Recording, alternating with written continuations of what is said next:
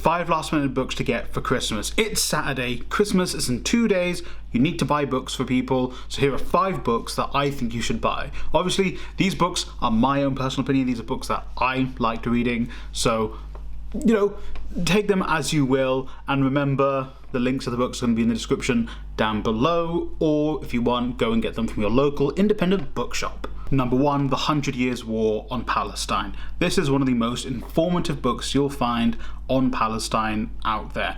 I 100% recommend it. It's also fairly accessible.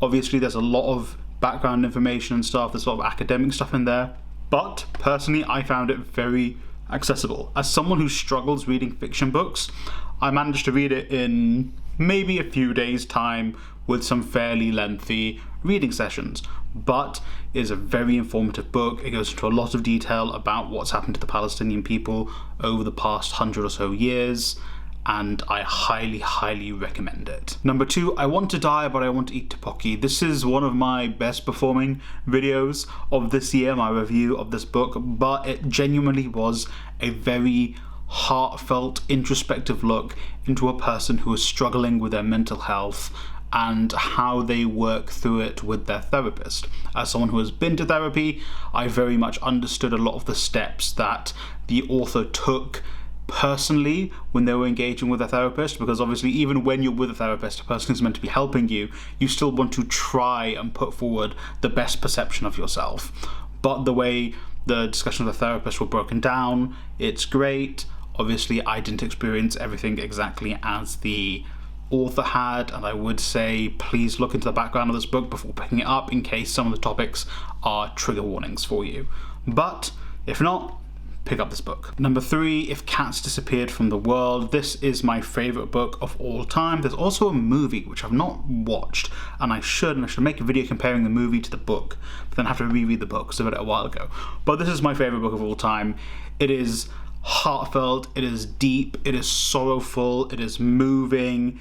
It's like the human spirit and the lengths we have to go to fulfill our lives, or the things we regret that we've missed out on. It's just so heart-wrenching is the only thing I can say about it. So again, this is my favourite book. Pick it up. Number 4, and I'm cheating because I'm going to say Before the Coffee Gets Cold. Before the Coffee Gets Cold is a book that's taken the world by storm, and it's cheating because it's a series. There are 4 books in the series. I'm on the 4th one at the moment. I'm going to try and finish it before the end of the year. It's a really good book. Again, another heart-wrenching read. I think the deeper you go in with these books, because, you know, the first book is very emotional. I cried multiple times.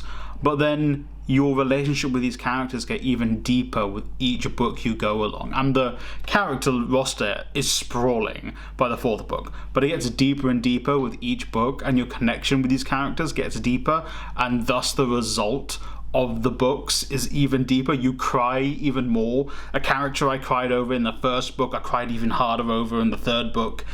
It's crazy. And the 5th book, and by far not least, is Cobalt Red. Cobalt Red is about the effect of what's happening in Congo and how our lives are affecting the people in Congo.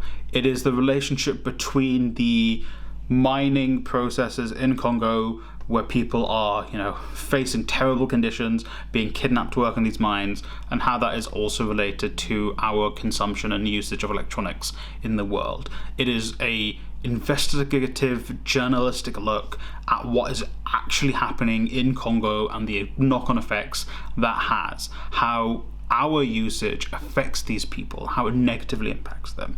A lot of people have been talking about the Congo, and this is one book where it's not as accessible, I feel, as The 100 Years' War in Palestine, as in it's a tough read. Again, I'm someone who does struggle with fiction books, so I particularly found this book a tough read from an academic, and actually the contents were tough to get through, but I highly recommend it. This, again, I'm bookending it with 2 fiction books, which I think are extremely important at this point, 2 non-fiction books. So pick those 2 up in particular, and then any of the other 3 in the middle, see who you can pick up for yourself, obviously, or give these as gifts. That's my review of Cobalt Red. It is a difficult read, but it is an important read. So those are the 5 books I would recommend you get at the last minute for Christmas. Again, the links to all the books are going to be in the description down below. However, if you can go to a local, especially independent bookstore, to go pick up these books, I highly recommend doing that. Instead, it will probably also get to you much faster because you're going to go get it yourself. So do pick up these books, do read these books. Before you give them away, maybe, if you're a fast reader, read a couple of them yourself, or read one of them yourself. It's Saturday, read it by the end of Sunday, and then give it to someone on Monday. Those are my recommendations. Thank you for watching. I'll also put links down below to resources and places you can donate to Palestine and the Congo.